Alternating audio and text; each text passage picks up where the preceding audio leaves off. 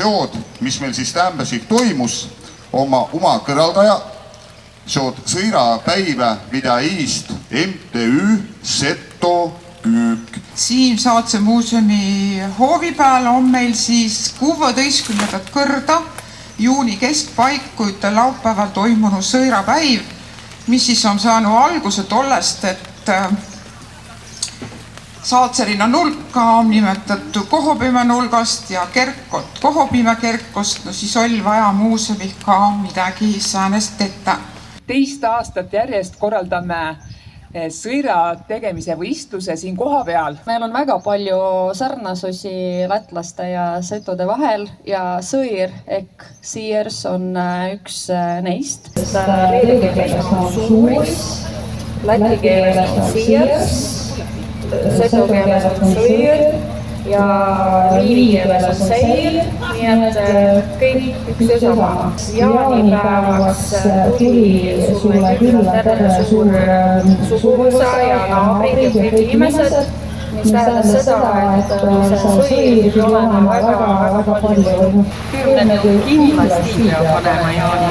See on üks kõige olulisematest asjadest ja see ka sellepärast, et kümn on üks vähesest asjast, mida leida meie looduses.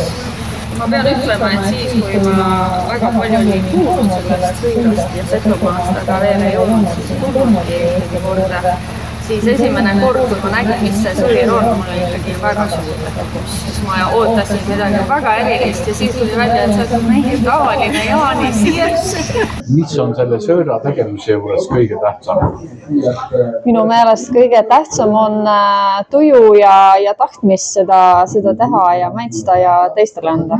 Mis on jaanipäeva sõira erinevus tavalisest sõirast? Ütleme nii, et lätlastel ei ole sellist kombet, nagu on Setomaal, et seda ei keeda nii tihti, et see on ikkagi kõige rohkem keedetud ja söödud ja ka praegu seda söödakse kõige rohkem ikkagi jaanipäeva ajal. Ehk see on selline tõeline pööripäeva maitse ja söök. Vanasti oli see nii, et tehti sõira ja õlut just põhjusega, et kõik ju läksid üksteistele külla selle öö jooksul. Ehk mina käisin naabritele, naabrid tulid minu juurde ja siis kõik maitsesid, milline see sõir siis on seal ja mul ja võrreldeti ja siis oli ikkagi selline ka vaikne võistlus, ütleme nii, et kõva häälega võib-olla ei öelnud, aga ikkagi kõik perenaised ju ikkagi proovisid teha kõige parima ja meelde jätta just oma seda tegemisoskust. Te olete lätlane? Jaa. Aga kuidas te Setomaaga seotud olete? Ma olen lätlane, kes on elanud Tartus nüüd 20 aastat ja siis mingi aeg, kui ma olin juba paar aastat elanud Eestis, siis ma kuulsin, et Eestis on selline tore koht, mitte väga kaugel Tartut, kus on oma kuningriik ja siis ma mõtlesin, et see on küll väga põnev ja tahaks rohkem sellest teada saada ja see oli umbes samal ajal, kui ma hakkasin giidindusega rohkem tegelema ja siis just Setomaa turism kutsus kõik huvilised enda juurde õppida Setomaa kohta ja siis saada Setomaa giidiks ja siis ma kasutasin seda võimalust. Just 10 aastat tagasi algas see tore seiklus ja nüüd juba tükk aega mul on olnud ka Setomaa giid, kui on soovijaid. Ja kust kohast te Lätist muidu pärit olete? Oi, kaugelt, kõige kaugemast kohast ehk Kuramaalt väikest linnast nimega Aispute, mis on Liepaja ja Kuldiga vahel.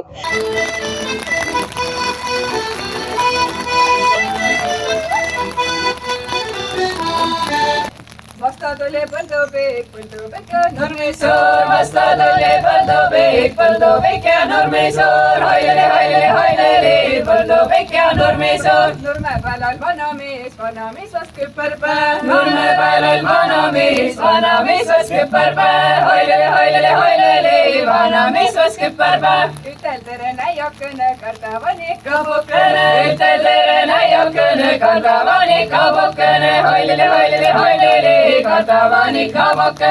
on siis leelokoor Marjatšauk ja me oleme tegelikult päris uus koor, et me hakkasime koos käima alles umbes 1,5 aastat tagasi ja see sündis niimoodi, et kutsuti Soome laulma ühe lauluprojekti raames laulupäevadele või nagu laululaagrisse. Ja siis panime lihtsalt ühe pundi kokku, mõtlesime, oleks tore minna koos laulma.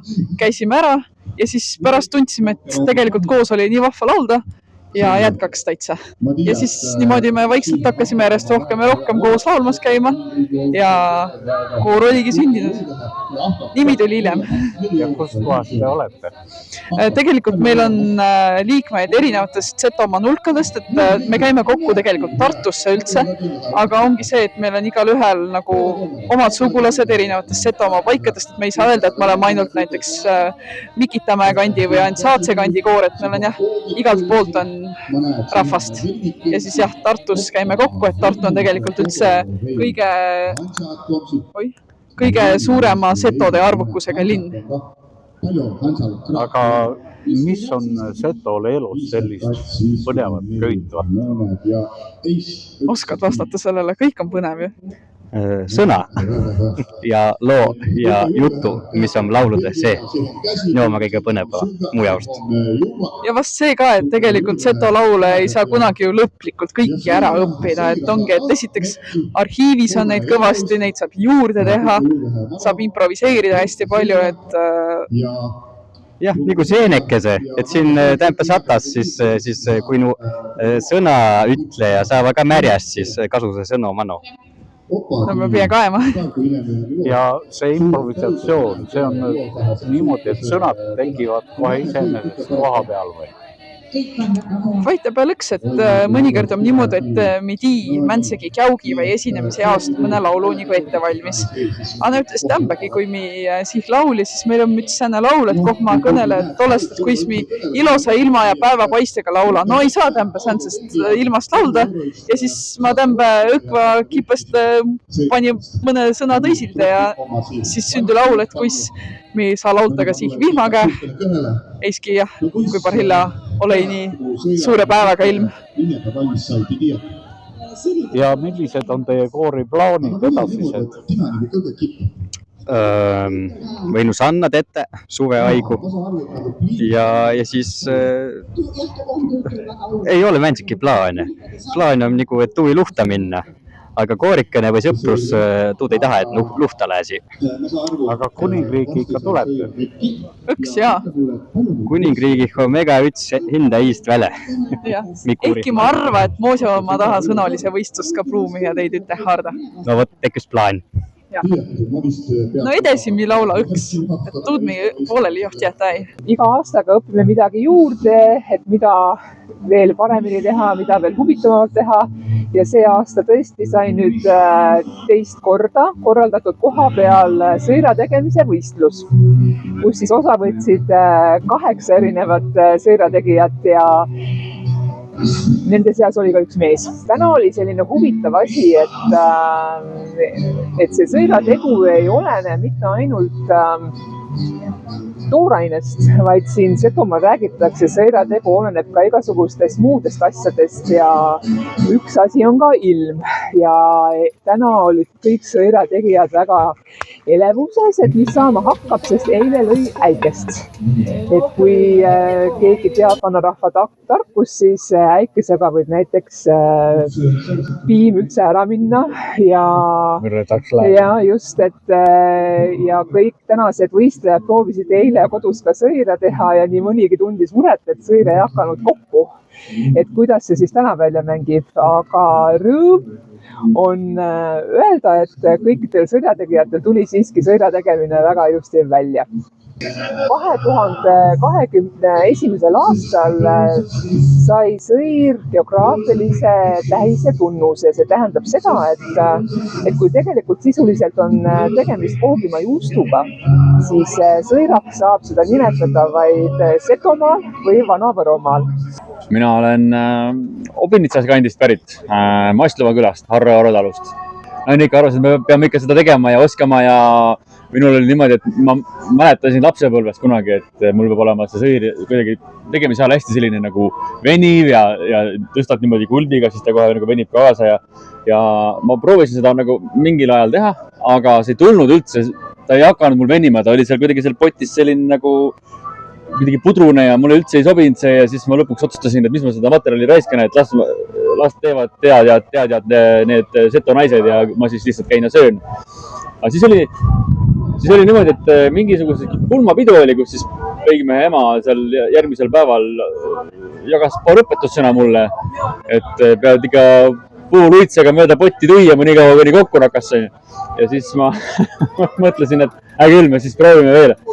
Ja eks naisega siis katsetasime ja lõpuks siis, siin me oleme siin, et tegelikult on äge teha ja see ka, et ikka iga kord, see ei saa nagu päris kindel kunagi olla sellest, mis välja tuleb, et mõtled küll, et sa oled ju teinud ja oskad ja tead aga...